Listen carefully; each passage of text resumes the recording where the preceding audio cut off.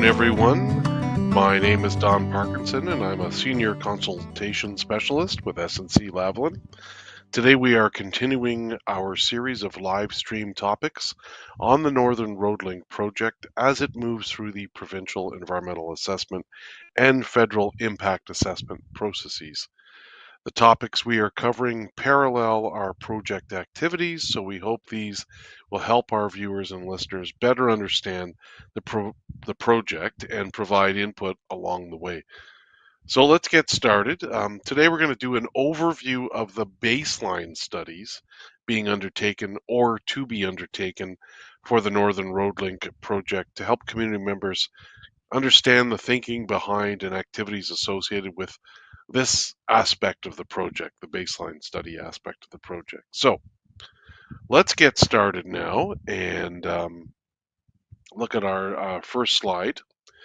And just to get everyone up to the same level here and provide some background for everyone, I'll just go through what the Northern Road Link is. It's a proposed all-season road in northwestern Ontario, sitting on Treaty 9 land. Um, it will connect the Ring of Fire mineral deposits to the all-season highway network via the proposed Martin Falls Community Access Road, or MFCAR, and it will provide an opportunity for Webquay First Nation to connect to the all-season highway network through their Webquay Supply Road. The project is subject to both Environmental Assessment Act and the Federal Impact Assessment Act. Proponents of the project, so basically the project sponsors, are Martin Falls First Nation and Webquay First Nation. These are both remote Indigenous communities located about 500 kilometers from Thunder Bay. And again, they are not accessible by all season roads. There are only winter roads to these communities, and those roads are closed most of the year. There have been a number of studies done previously on an all-season road to the Ring of Fire, but in 2020, Martin Falls, Webquay, and the province of Ontario announced an agreement to work together where the communities agreed to conduct an environmental assessment for the project funded by the province of Ontario. So, so where does this project sit in relation to these other two road projects that I mentioned? So it sits in the middle, basically, and these three projects, although they all connect together, they all emerged at different times for different reasons. And the Webquay Supply Road is the road to the furthest north, and then that would connect with the Northern Road Link Road in the Ring of Fire, which then would run down to near Martin Falls, and then the Martin Falls Community Access Road would then connect ultimately with the provincial road network or highway network. And the purpose of it ultimately is to enable economic activity by helping the transport of goods and services and resources. So as we move to the next slide, we'll talk a little bit about project components. So the road itself, as I always say with these kinds of projects, it's not just a two-lane gravel road. So this is an all-season, multi-use gravel road that could range in length, depending on the segment alternatives that are ultimately chosen. It could range between 117 and 164 kilometers in length. The right-of-way is going to be approximately 100 meters in width, and the cleared area would be approximately 60 meters. There are obviously numerous water crossings. One major water crossing, that being of the Attawapiskat River, which would be a crossing of greater than 200 meters. And as with projects like this, there is what you call ancillary infrastructure. So when I say it's not just a road, that's what I'm talking about. And this would be both temporary and permanent infrastructure, including storage and laydown areas, maintenance facilities and yards, access roads such as to get to pits and quarries, the aggregate sites or the pits and quarries themselves, and then, of course, construction camps to house the workers, which often are twinned with storage and laydown areas. So let's move a little bit to talk about the valued components. And valued components are formally defined as components of the environment identified as important and or sensitive to change, of concern or of value for cultural or traditional purposes, and likely to interact with the project or project activities. So, how do we explain this more simply than that? Well, basically, they're what's important. They're the factors, they're the components that are important to community members. Let's say. Um, So what is so some examples to help illustrate that might be the different categories. So Aboriginal treaty rights and interests. You could be talking about in that you could be talking about the indigenous use of lands and resources, the cultural continuity and well-being of the community as a whole and its members, um, biological environment, and this is more traditionally associated with what people think of when they think of an environmental assessment or an impact assessment. So the fish and fish habitat, the wildlife and wildlife habitat, birds and bird habitat, plants and plant communities, and species at risk. And then when we look at physical environment, we could be talking about things like air quality, greenhouse gas emissions, noise, groundwater, surface water, geology, terrain, and soils, and then visual environment. And then we could be talking about human health as well, looking at the health of community members and socioeconomic environment. So things like regional and local economy, community services and infrastructure, land use and recreation, community safety. And then another category is cultural heritage resources. So you could be taught built heritage resources and cultural heritage landscapes. So again, a lot of different and varied components, valued components. And from these valued components, we that sort of sets that drives what studies are done. So you identify what's important, and then the studies come in to look at that in more detail. And we'll move on to the next slide about the Aboriginal and treaty rights and interest studies. So, collecting Indigenous knowledge and Indigenous land and resource use information that might have been compiled previously by communities, and then completing project-specific studies to collect and report on Indigenous knowledge, um, Indigenous land and resource use, cultural values, and Indigenous rights and interests. Um, So there's a lot of effort put on that side of things to collect that indigenous knowledge information.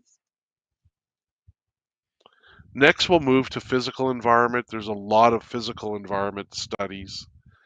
If we can switch slides, and those include things like, and a lot of times community members don't realize like how in depth an environmental assessment or an impact assessment is.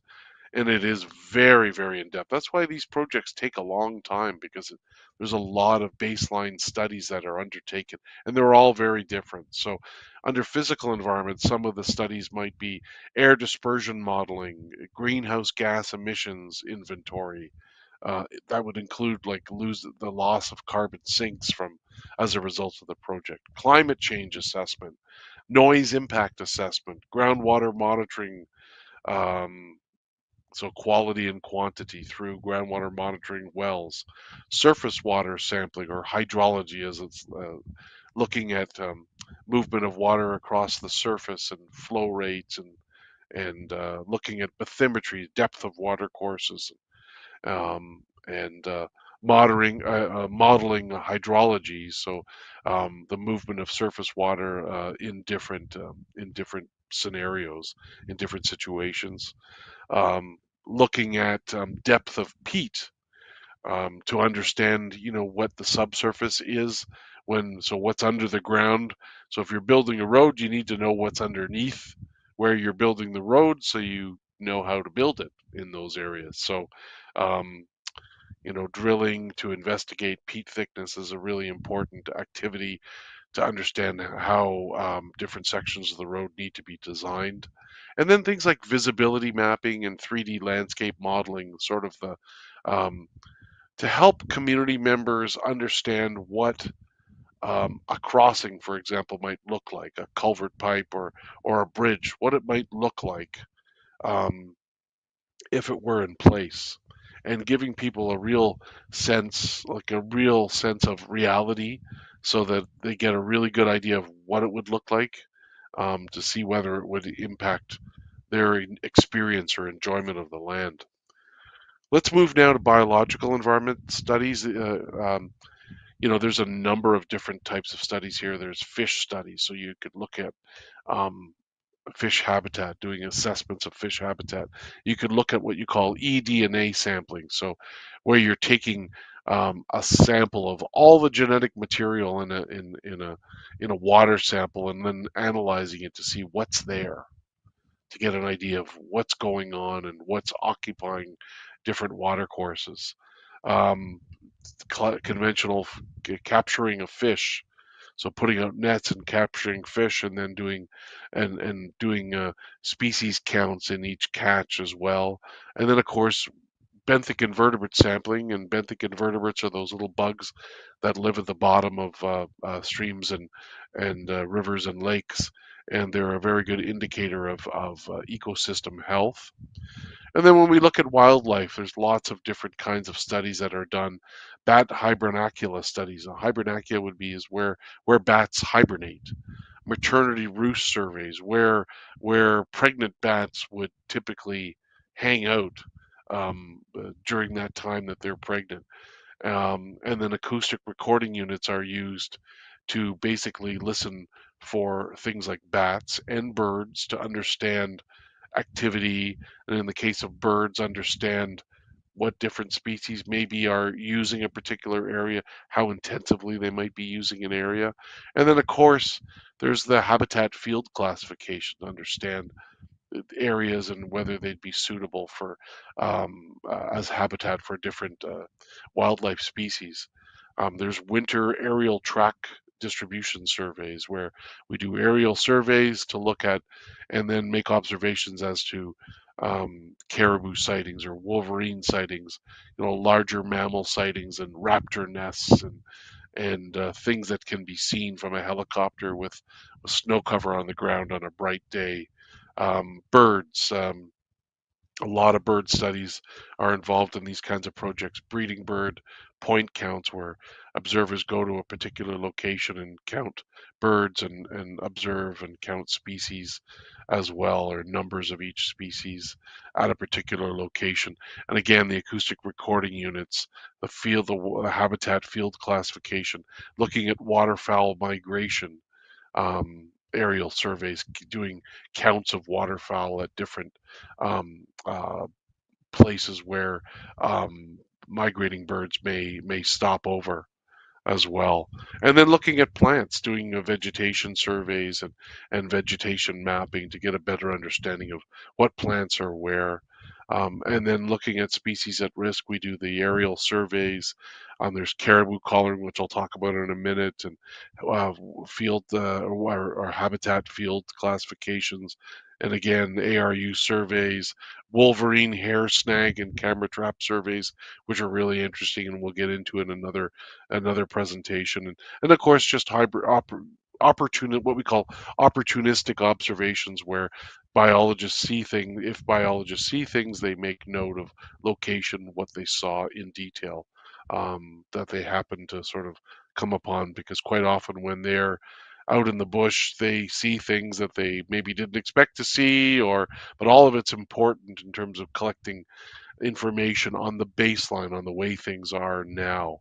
Let's move next to the next slide, which is on caribou collaring.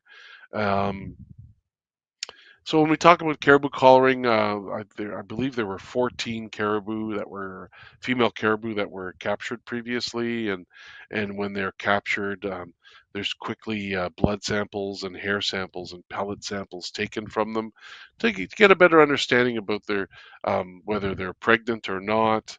and understand whether they've been stressed previously leading up to the capture, and then just their general health.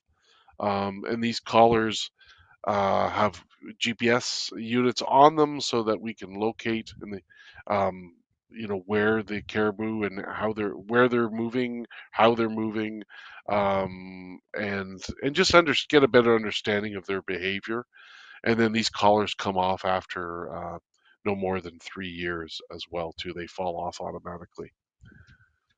We move on now to the socioeconomic environment related studies. So, in these kinds of studies, we do data collection, regional and local economy, understanding the regional and local economy, understanding um, community services and infrastructure that's available to community members, understanding land use in the area, recreational activities, current recreational activities of community members, and then getting an understanding for community safety or perception of safety in the community. And this kind of work is done through community surveys, through focus groups, in-depth interviews, and publicly available data.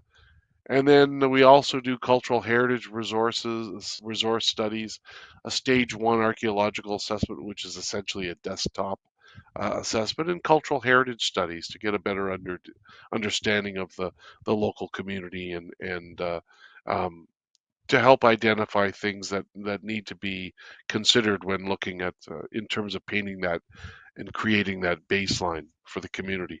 And then finally, human health studies, where we would collect data to understand consumption and harvesting patterns for country foods, which are foods which would be acquired locally through hunting and fishing, for example.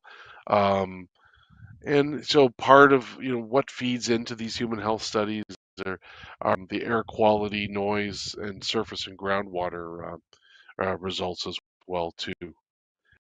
And the country foods tissue sampling is done to understand the chemical composition of some of the more frequently consumed species as well. So as we get closer to the end here, I'm just going to give you a quick rundown on where we are in the process. And right now, we are into the assessment phase, environmental assessment phase of the environmental assessment process. We moved from the planning phase, and now we're in the assessment phase. So we are now deep into the process, doing the baseline studies and evaluating alternatives as well, too. And if we move to the next slide, we went through in the planning phase. We went through a terms of reference review. So the project team prepared the terms of reference. We received and responded to over 1,000 comments from regulators, indigenous communities, and other stakeholders on our terms of reference. These were made available for public comment on 2 occasions. Both times, extensions were provided by the government, and and these were recently, well, not that recently, but I guess back in March, I believe it was, we received the notice of approval of the environmental assessment terms of reference on March 3rd. If you look at the next slide, and again, that signaled the end of the planning phase and the beginning of the assessment phase of the environmental assessment process. So as we move to the next slide, after we had our environmental assessment terms of reference approved, we then posted a notice of commencement during the first week of April. Letters were sent to chiefs and councils with offers to meet. And the idea behind this was, of course, to share project information as transparently as possible and update our consultation contact lists as well too. Um, as we move forward now, if we move to the next slide, baseline data collection and identification of alternatives is occurring right now. We're taking in the input on alternatives right now, and we will be over the next few months. We're receiving input on criteria and indicators as well as the baseline information in the Indigenous knowledge and the Indigenous land and resource use to get those key, establish the key project area features and resources um, that are important to communities. And looking a little further ahead on the next slide, future project milestones and activities after round one would be the evaluation of the alternatives, selecting preferred methods, preliminary effects assessment, cumulative effects assessment, and then, of course, as we move further along, the review of the draft environmental assessment report, then the final report after that. So um, if we move to the next slide, all the time we are doing this, we are at the same time in parallel speaking with community members like yourselves and other interested groups about the project. We have open houses coming up in September in Geraldton and in Thunder Bay. We are conducting virtual community meetings. We are also conducting in-person community meetings. We would like very much to visit your community. If you will have us as your guest, we would love to share with you details of the project. We also, as you can see right now, are doing live streams and radio shows regularly on topics that parallel the environmental assessment process to sort of walk you through the process. And then we'll occasionally talk about different technical topics with special guests as well, too. And as we reach near the end here, I thought I'd give you a little bit of an update on the federal impact assessment process and where we are. Our initial project description has been prepared, submitted, and approved. Detailed project description has done the same. And then we received a letter on May 23rd of this year stating that officially that an impact assessment is required. So that letter came from the Impact Assessment Agency of Canada. And based on that, we will receive final tailored impact statement guidelines by August 20th of this year as well. So lots of things going on right now, and hopefully that gets you up to date on everything. And now let's do a quick summary on the next slide of where we are and what we've covered today. So we went through the identified valued components. These guide and direct the baseline studies that are to be undertaken. The baseline studies, as I mentioned, fall into the following general categories: Aboriginal Treaty Rights and Interests, or ATRI, physical studies, biological studies, and then human health studies. So lots of things going on right now in this project. We're very busy conducting all kinds of activities. A lot of people are really busy working on this project. So if we move to the next slide, we will be back again in 2 weeks to talk with you about another interesting topic. And I want to encourage you to visit northernroadlink.ca. We hope this was helpful, and we hope it encourages you to join us again in a couple of weeks. And please keep in touch with us and our project team members via the contact information available that you can see on your screen now. And you can also access via northernroadlink.ca. There's lots of information on the project there. There's lots of contact information. We really look forward to meeting with you in your community in particular, but you can tell us how you would like to meet with us, and we'll be happy to follow any protocols that you provide for us. So, miigwech, and make sure to look out for project updates on social media and our website, northernroadlink.ca. Miigwech, see you soon.